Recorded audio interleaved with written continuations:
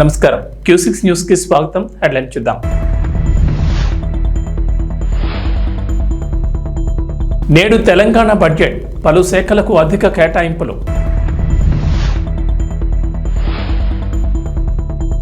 హైదరాబాద్ చుట్టూ ring rail project కేంద్ర railway మంత్రి కీలక ప్రకటన.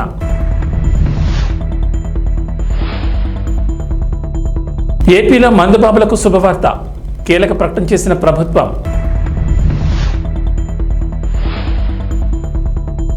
తెలంగాణ ప్రజలకు వాతావరణ శాఖ హెచ్చరిక. నేడు పలు జిల్లాల్లో అతి భారీ వర్షాలు. ముఖ్యమంత్రి రేవంత్ రెడ్డి అధ్యక్షతన కేబినెట్ భేటీ ప్రారంభమైంది. 2024-25 వార్షిక బడ్జెట్ కు కేబినెట్ ఆమోదం తెలుపనుంది. అంతకుముందు డిప్యూటీ సీఎం ఆర్థిక మంత్రి బట్టి విక్రమార్క, ఛాంబర్లో మంత్రులు కోమటిరెడ్డి వెంకటరెడ్డి, పొంగులేటి శ్రీనివాసరెడ్డి, ఉత్తమ్ కుమార్ రెడ్డి, పొన్నం ప్రభాకర్, కొండా సురేఖ సమావేశమయ్యారు. బట్టిని కలిసిన చీఫ్ సెక్రటరీ శాంతికుమారి బడ్జెట్ ప్రవేశపెడుతున్నందుకు అభినందనలు తెలిపారు. ప్రజాభవన్ నుంచి డిప్యూటీ సీఎం ఆర్థిక మంత్రి బట్టి విక్రమార్క అసెంబ్లీకి బయలుదేరి వెళ్లారు. సీఎం రేవంత్ అధ్యక్షతన జరిగే కేబినెట్ సమావేశంలో బట్టి పాల్గొనున్నారు. అసెంబ్లీ కమిటీ హాల్లో జరగనున్న కేబినెట్ భేటీలో 2024-25 వార్షిక సంవత్సరం బడ్జెట్ కు కేబినెట్ ఆమోదం తెలపనుంది. తెలంగాణ ప్రభుత్వం అసెంబ్లీలో బడ్జెట్ ను ప్రవేశపెట్టనుంది. 2024-25 ఆర్థిక సంవత్సరానికి గాను ఈ పద్దును ప్రవేశపెట్టనున్నారు. ఉదయం 9 గంటలకు ముఖ్యమంత్రి రేవంత్ రెడ్డి అధ్యక్షతన జరిగే కేబినెట్ సమావేశంలో బడ్జెట్ ఆమోదం పొందుతుంది.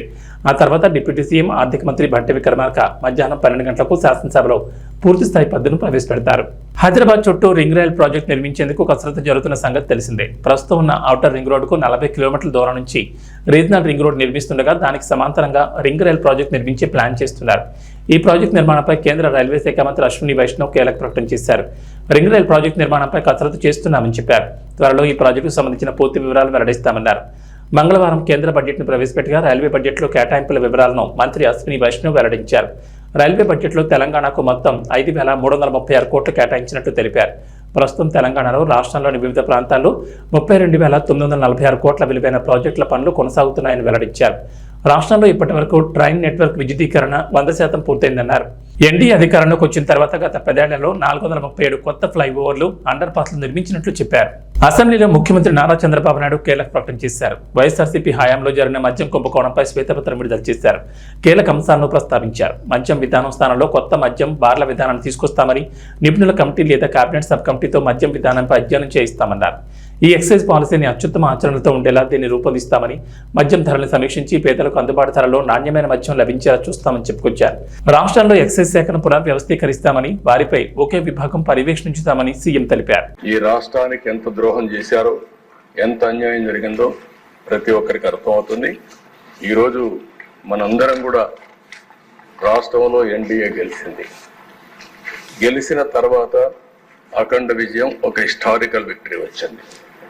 కేంద్రంలో నిన్న బడ్జెట్లో ప్రత్యేకంగా పెట్టి మనకు డబ్బులు ఇస్తే మనం ఆనందపడ్డాం, ధన్యవాదాలు తెలియజేశాం. అదే సమయంలో ఈ రాష్ట్రంలో జరిగినటువంటి దోపిడీ మనం ప్రజలకు చెప్పి ప్రజల్లో కూడా చైతన్యం చేయాల్సిన బాధ్యత మనందరిపైన ఉందని చెప్పి నేను తెలియజేస్తున్నాను. ఈ పాయింట్లో 1 by 1 నేను ఒకసారి ఎక్స్ప్లెయిన్ చేస్తాను. మీరు కూడా ఫాలో కావాల్సిందిగా, ప్రజలందరూ కూడా ఆలోచించాల్సిందిగా వారికి కూడా విజ్ఞప్తి చేస్తున్నాం. నెక్స్ట్, ఆ రోజు చెప్పిన మొదటి పాయింట్ ప్రామిస్ చేయడం. ప్రామిస్ చేయడంలో మద్యపాన నిషేధం పెడతాం. దానిపైన లిక్కర్ అవుట్లెట్స్ గ్రాడ్యువల్గా తగ్గించేస్తాం. 5 స్టార్ హోటల్కే పరిమితం చేస్తాం. అది ప్రామిస్ చేశారు. దానిపైన షాపులు 4,380 షాపుల్ని 2,934 చేసి, మళ్ళీ దాన్ని ఇంక్రీజ్ చేసి 3,392గా పెంచారు. దాని పేరు ఏపీటీడీసీ టూరిజం పేరుతో ఒక 458 షాపులు ఇచ్చారు. బార్లు 2019లో ఎన్ని ఉన్నాయో 840 ఉంటే ఆ 840 అట్లనే పెట్టే పరిస్థితికి వచ్చారు. ఇక్కడ మీరు చూస్తే పేరు మద్యపాన నిషేధం, కమిట్మెంట్ లేదు. అదే వారిగా ఇంటెన్షన్ మాత్రం డిఫరెంట్ ఇంటెన్షన్ పెట్టుకున్నారు. పబ్లిక్ పాలసీ చేసేటప్పుడు ప్రజాహితం కోసం చేస్తాం, అక్కడ మొత్తం మ్యానిపులేషన్కి, పర్సనల్ గెయిన్కి దోహదం చేసే విధంగా పబ్లిక్ పాలసీ చేసే పరిస్థితికి వచ్చారు. ఇల్ ప్లాన్డ్ ఇంబ్యాలెన్స్డ్ పాలసీ టోటల్ గా ఫెయిల్యూర్ అయ్యే పరిస్థితికి వచ్చారు. అడుగు అడుగునా తప్పులు చేశారు. దానివల్ల నేరాలు పెరిగాయి, బ్లాక్ మార్కెటింగ్ పెరిగింది, బూట్ లెగ్గింగ్ వచ్చింది. మొత్తం ప్రజల ఆరోగ్యంతో కూడా చెలగాటమాడే పరిస్థితికి వచ్చారు. నెక్స్ట్, ఇక్కడ మీరు చూసినప్పుడు అనేక మీటింగుల్లో చూసాం, మాట్లాడితే ధరలు పెంచుకుంటూ పోతే ఆటోమేటిక్గా తాగే వాళ్ళు తగ్గుతూ వస్తారు. దానివల్ల రాష్ట్రం బాగుపడిపోతుంది. ఇదే కుర్చీలో ఆ ఉపన్యాసాలు అందరూ విన్నారు, మీరు కూడా విన్నారు, బయట విన్నారు. క్వాలిటీ ఆఫ్ లైఫ్ పెరిగిపోతుందని చెప్పారు. అయితే జరిగింది మీరు చూస్తే 75% పెంచారు. 1-2%గా 75% పెంచారు. ఎక్కడ ప్రాపర్ అనాలిసిస్ లేదు, మైండ్ అప్లికేషన్ చేసే పరిస్థితి లేదు. ఎందుకంటే దొంగ పని చేయాలంటే ఏమైనా చేస్తారు, పట్టుకోలేని పరిస్థితి ఉన్నప్పుడు విచ్చలబెడతనం కూడా వస్తుంది. అదే జరిగింది. మీరు ఫస్ట్ ఇది మీరు చూస్తే ఏదైతే ARET introduced at flat rate for bottle through 422 GO number 39/2019 category వారుగా అక్కడ పెట్టారు. మీరు IMFL, FL అని పెట్టి 60-90 మిల్లీలీటర్స్, 180, 375, 750 ఇట్లా డిఫరెంట్ మిల్లీలీటర్స్ పెట్టారు. ఆ రోజు 10 రూపాయలు, 60-90. అదే కిందికి వస్తే 4/5/2020 వీళ్ళు అధికారంలోకి వస్తానే కొత్త జీవో తీసుకొచ్చారు 128. అందులో 10 రూపాయలు 20 రూపాయలు చేశారు, 20 రూపాయలు 40 రూపాయలు చేశారు, 40-80, 80-160. అదే మరిగా 100 రూపాయలది 240, 250 480. అదే నెక్స్ట్ డే ఇది చేసింది 4/5/2020 129 జీవో నెంబర్. 1 డేలో మార్చారు. మార్చి మళ్ళీ 20-40, 40-80, 80-160, 160-320, 240, 480, 480-960. అంటే పిచ్చతనం కాకపోతే మైండ్ ఉండేవాడు ఎవడు చేయడు పనులు. అంటే ఏది చేసినా ఆంధ్రప్రదేశ్ లో కూటమి నేతలు కార్యకర్తలు ఎదురుచూపులకు ఎండ్ కార్డ్ పడబోతుందా? త్వరలోనే శుభవార్త వినబోతున్నారా? అవుననే సంకేతాలు కనిపిస్తున్నాయి. టీడీపీ, జనసేన, బీజేపీలు నామినేటెడ్ పోస్టుల భర్తీపై కసరత్తు చేస్తున్నాయి. ఈ మేరకు పదవుల పంపకాలపై ఓ క్లారిటీకి వచ్చినట్లు తెలుస్తోంది.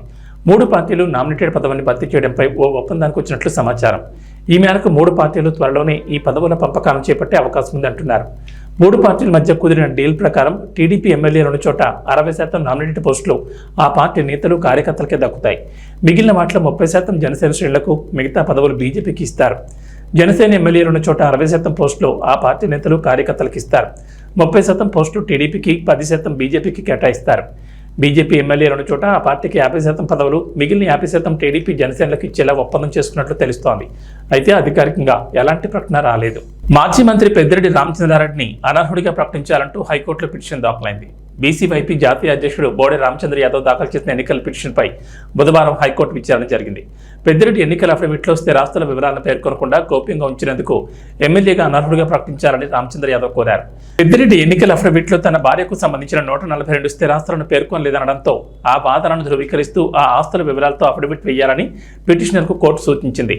అలాగే పోలింగ్లో పెద్దిరెడ్డి తర్వాత అత్యధిక ఓట్లు పొందిన టీడీపీ అభ్యర్థిగా పోటీ చేసిన చల్లా రామచంద్రారెడ్డి పేరును పిటిషన్లో ప్రతిపాదనల జాబితాలో చేర్చాలని పిటిషనర్కు సూచించింది. ఈ పిటిషన్పై విచారణను ఈ నెల 31కి హైకోర్టు వాయిదా వేసింది. ఆంధ్రప్రదేశ్ ప్రభుత్వానికి ప్రముఖ విద్యా సంస్థ భారీ విరాళాన్ని అందించింది. ముఖ్యమంత్రి సహాయ నిధికి శశి విద్యా సంస్థల చైర్మన్ బోరుగుపల్లి వేణుగోపాలకృష్ణ ముఖ్యమంత్రి చంద్రబాబుకు కోటి విరాళం అందించారు. వెలగపూడిలోని రాష్ట్ర సచివాలయంలో మంత్రి కందుల దుర్గేష్తో కలిసి చెక్కును సీఎంకు అందజేశారు. వేణుగోపాలకృష్ణ సంస్థ ప్రతినిధులను చంద్రబాబు అభినందించారు. రాష్ట్రానికి తమ వంతుగా సాయం అందించాలనే ఉద్దేశంతో ఈ ₹1 అందజేశామన్నారు ఆ సంస్థ ప్రతినిధులు. మరోవైపు ఆస్ట్రేలియా హై కమిషనర్ ఫిలిప్ గ్రీన్తో ముఖ్యమంత్రి చంద్రబాబు భేటీ అయ్యారు.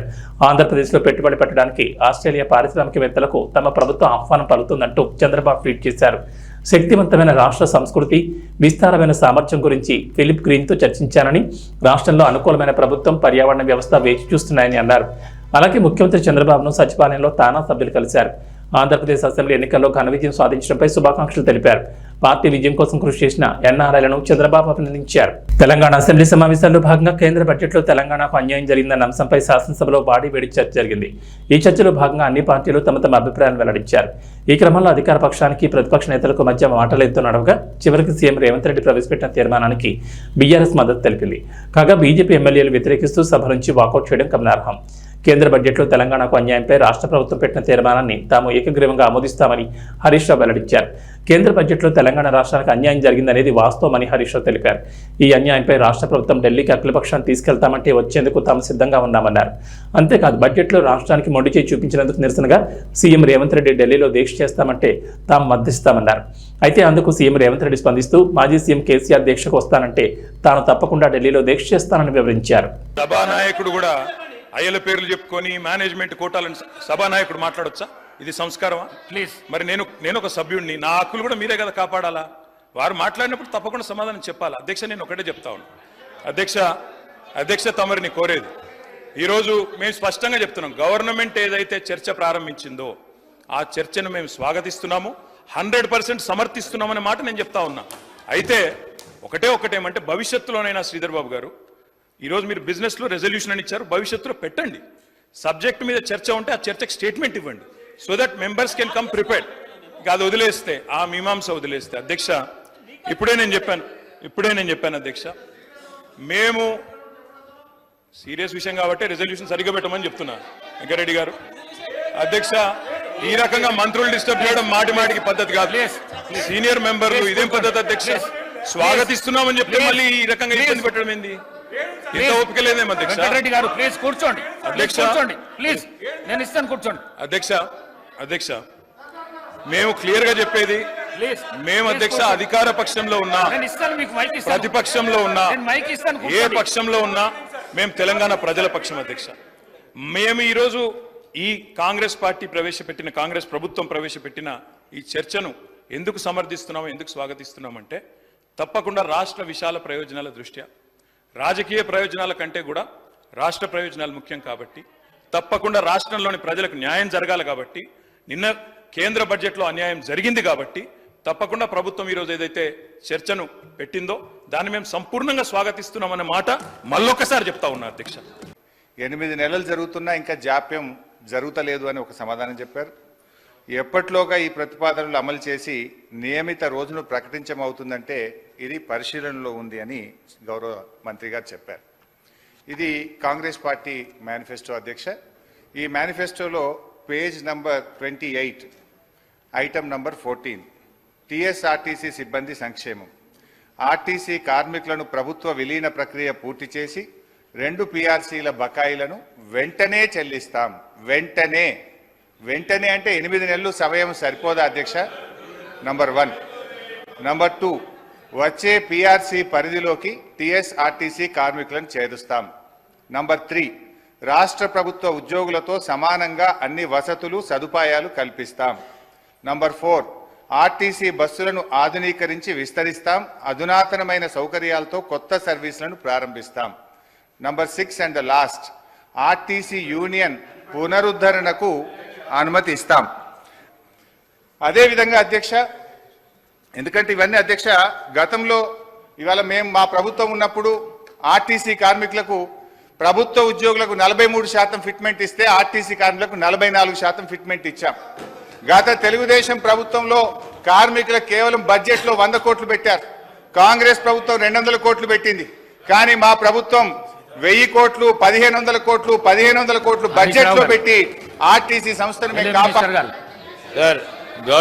గౌరవ సీనియర్ శాసన సభ్యులు హరీష్ రావు గారికి తెలిసి కారణాలు ఏమిటి? దెన్ లాస్ట్ క్వశ్చన్ అధ్యక్ష, మనకు కార్మికులకు సంబంధించి మోటార్ ట్రాన్స్పోర్ట్ యాక్ట్ ఉంటుంది. డ్రైవర్లు కానీ కండక్టర్లు కానీ 8 గంటల కంటే ఎక్కువ పని చేయకూడదని ఉంటుంది. ఇందులో మహిళా కండక్టర్లు కూడా ఉన్నారు. కానీ వాళ్ళని 16 గంటలు 18 గంటలు పని చేయించడం వల్ల పని ఒత్తిడికి లోనై దాదాపు కొన్ని వందల సంఖ్యలో కార్మికులు చనిపోతున్నమాట వాస్తవమా? మహాలక్ష్మి పథకం వచ్చిన తర్వాత ఓవర్లోడ్ కావడం ద్వారా పని గంటల భారం పెరిగి దానికి సరిపడా మీరు డ్రైవర్లను కండక్టర్లను నియామక చేయకపోవడం వల్ల ఒక్కొక్కరు 16 గంటలు 18 గంటలు పనిచేసి కార్మికులు ఇబ్బంది పడుతున్న విషయం ప్రభుత్వం దృష్టికి వచ్చిందా? దానికి అనుగుణంగా కండక్టర్ల డ్రైవర్ల నియామకం ఎప్పటిలోగా చేస్తారు.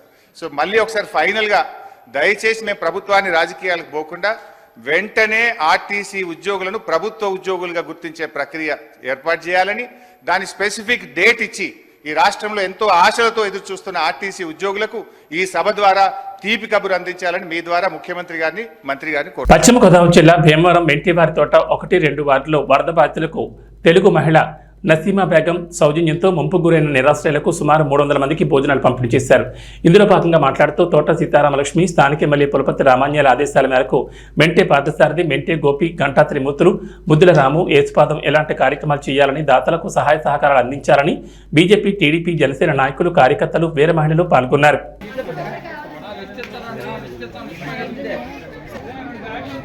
పిచ్చయ్య గారు, హోటల్ పిచ్చయ్య గారు 10 రూపాయలు టిఫిన్ పిచ్చయ్య గారు అండి. ఎవరికైనా వ్యవహారంలో తెల్లనోళ్ళు ఉండరు. ఆయన సౌజన్యంతో రేపు ఇవ్వడం జరుగుతుంది. దీనికి స్పందించి ఇంకా ఇతరులు కూడా దీనికి ఇటువంటి కార్యక్రమాలు చేయాలని కోరుతూ తెలుగుదేశం కార్యకర్త అన్ని కూటమికి కారణంగా మెంటూరు తోటలో లోతట్టు ప్రాంతంలో వర్షం వెళ్ళిపోయింది.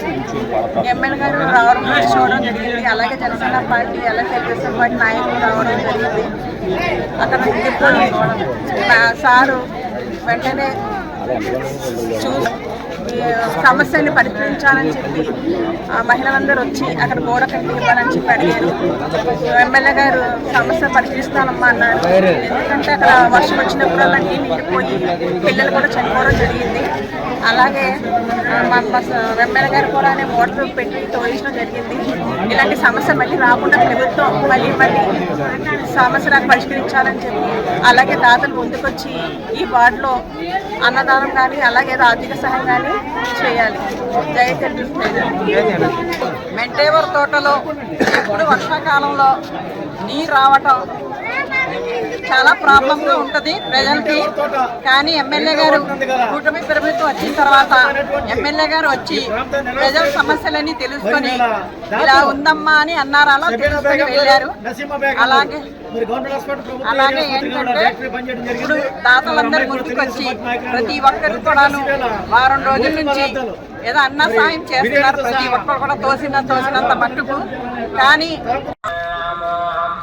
మెంటూరు తోటలో 2వ వార్డులో ముంపు ప్రాంతాలకు గురైన వరద ముంపు ప్రాంతాలకు గురైన వాళ్ళందరికీ దాదాపు 300 నుంచి 400 మందికి నసీమా గారు, షబీనా గారు వాళ్ళ సారథ్యంలో వాళ్ళందరికీ పలావ్ పొట్లాలు పంచిపెట్టడం జరిగింది.